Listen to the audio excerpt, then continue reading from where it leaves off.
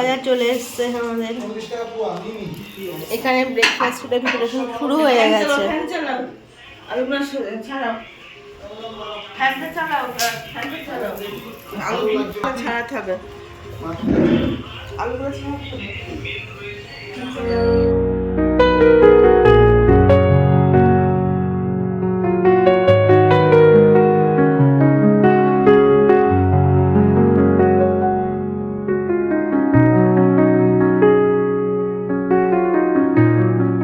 আজকের আমাদের সকালের ব্রেকফাস্টে আছে একটা স্পেশাল মেনু, সেটা হচ্ছে আলুর পরোটা।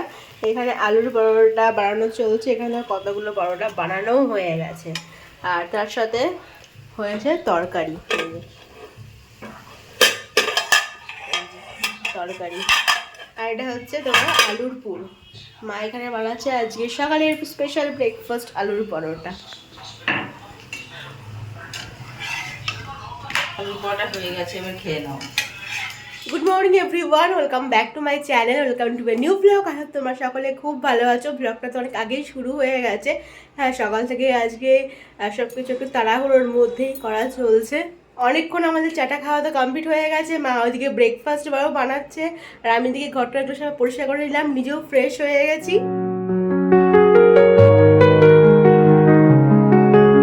এই গাছটা একটু রোদ্রে রাখলাম, কারণ মাঝে মধ্যে রোদ্রে রাখি, ইনডোর প্ল্যান্ট যদিও, তবে ওখানে মাঝে মধ্যে রোদ্রে রাখতে হয়। রোদ্রে রেখে ভালো করে পাতা টাতাগুলো ধুয়ে দিলাম, মানে ধুলো ধুলো মতো করে না, সেগুলো ধুয়ে দিলে তোমার একদম পরিষ্কার হয়ে যায় পাতাগুলো। তো এগুলো ধুয়েও দিলাম, জল দিয়ে খানিকক্ষণ রোদ্রে রেখে দেবো। কালকে থেকেই মনটা অনেকটাই খারাপ, কারণ আজকে মারা চলে যাচ্ছে বাড়ি। তো আজকে রাত্রে হচ্ছে মাদের বাস টিকিট কাটাও হয়ে গেছে, রাত্রের বাসের টিকিট কাটা হয়েছে। তো কালকে যখন শুনলাম বাড়ি চলে যাবে, কালকে থেকেই মনটা খারাপ, আজ সকাল থেকে তো আরও খারাপ। যাই হোক, সেসব এখন মাথায় রাখছি না।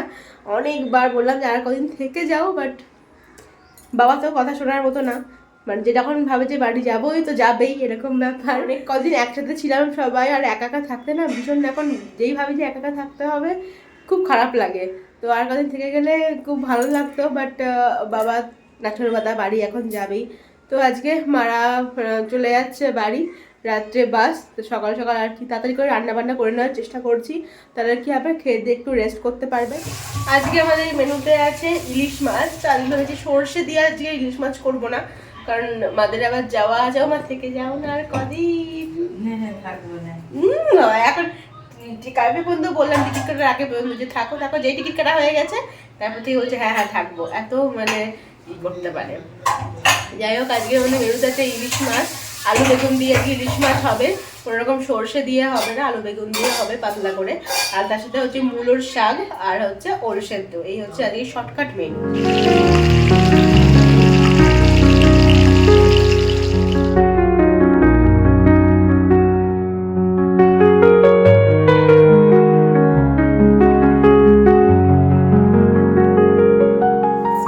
সেরেই আমাদের লাঞ্চ করা হয়ে গেছে। মা ওইদিকে রেস্ট নিচ্ছে, ব্যাগটাকে গোছাচ্ছিল। মা এখন সব ব্যাগ গোছাচ্ছে। আনন্দ খুব তোমার বাড়ি যাবা? না, আনন্দেতেই তো আছো, অনেকদিন পর বাড়ি যাবা, অনেকদিন পর বাড়ি যাবা, আনন্দেতেই তো আছো। না না, আনন্দ না, বাড়িতে কি আছে আমার।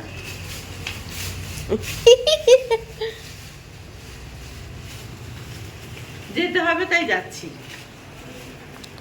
আমি এখন বানাতে চলে এসেছি চা। তো চা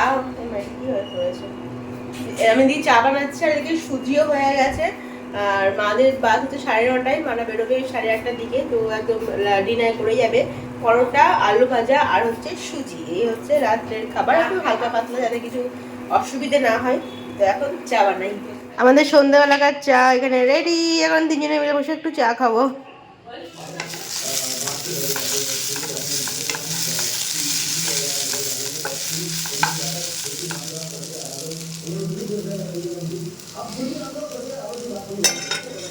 আজকে থেকে লাইটিং সব বন্ধ, আজকেও লাইটিং জ্বালায়নি, আমরাও খুলে নিয়েছি লাইটিং।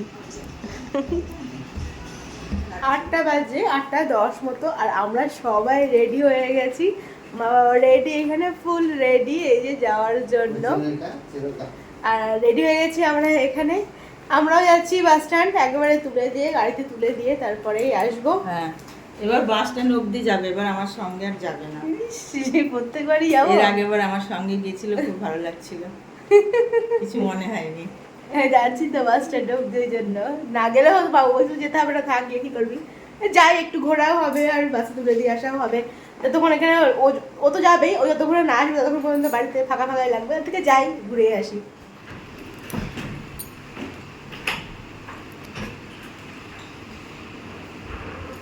চলো, চলে এসছে।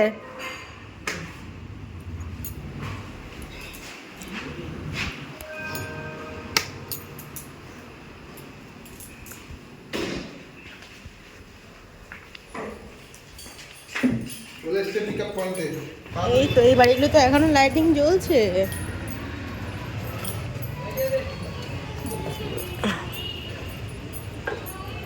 কি আপনার এখানে দোকান হয়েছে নাকি? ও এটা গ্যারেজ।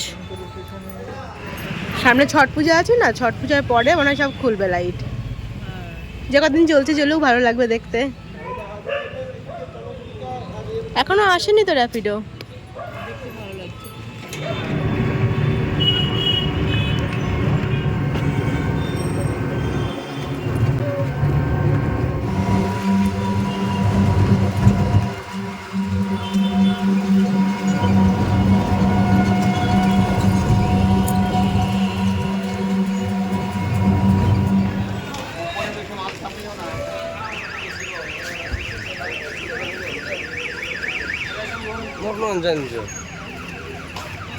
চলে তো এসছি বাস স্ট্যান্ডে, কিন্তু এখনো 8 ঘন্টা মতো সময় আছে।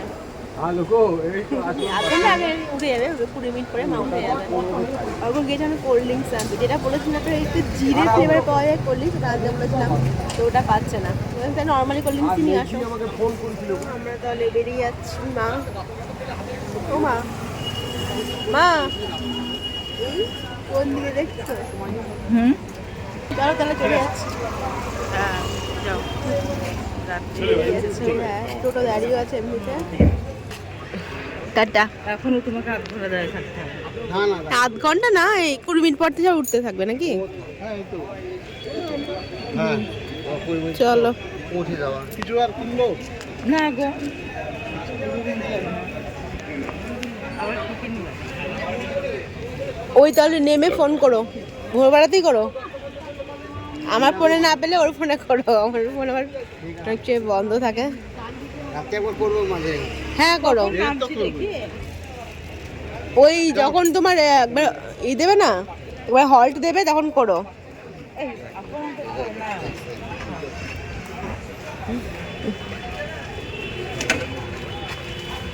চলো হ্যাঁ বসছি, চলো চললাম তাহলে। টাটা। মাকে ডাকো, মাকে ডাকো, দেখতে পাইনি। টাটা। ফোন করছি, বলে দিয়েছি, ঠিক আছে চলো। আমরা বাড়ি চলে এসেছি আর মাদের ফোন করলাম এই জাস্ট, মাদেরও গাড়ি এই জাস্ট স্টার্ট দিল। বাড়িতে এসে গেছি, কিন্তু ঘরটা ভীষণ খালি লাগছে, মানে একদমই ভালো লাগছে না। বিশেষ করে এই ঘরটায় তো মারা থাকতো, তো এই ঘরটা ভীষণই খালি লাগছে, ঢুকতেই পারছি না এরকম। তো আমি এই ঘরটাতে একটু এসে বসলাম লাইটটা জ্বালিয়ে। এখন গিয়ে ডিনার করবো। ডিনার তো রেডি হয়েই আছে, জাস্ট করে নেব, সবই ঠিক আছে, কিন্তু ভীষণ খালি খালি লাগছে। আর কি বলতো, ও তো সারাটা দিন বাইরেই থাকে, কাজে কেটে যায়, তো এই সারাটা দিন আমার একা থাকা খুবই মানে ডিফিকাল্ট হয়ে যায়। ঠিক আছে, কেউ থাকলে ভালো লাগে, কি করা যাবে। ঘরটা একদমই খালি খালি লাগছে, এত ফাঁকা লাগছে, কয়েকটা দিন আমার মন এরকমই খারাপ থাকবে, মানে কিছু ভালো লাগবে না।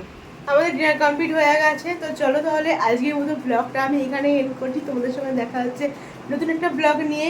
Till then stay happy and stay safe. এখনকার মতো গুড নাইট, টাটা।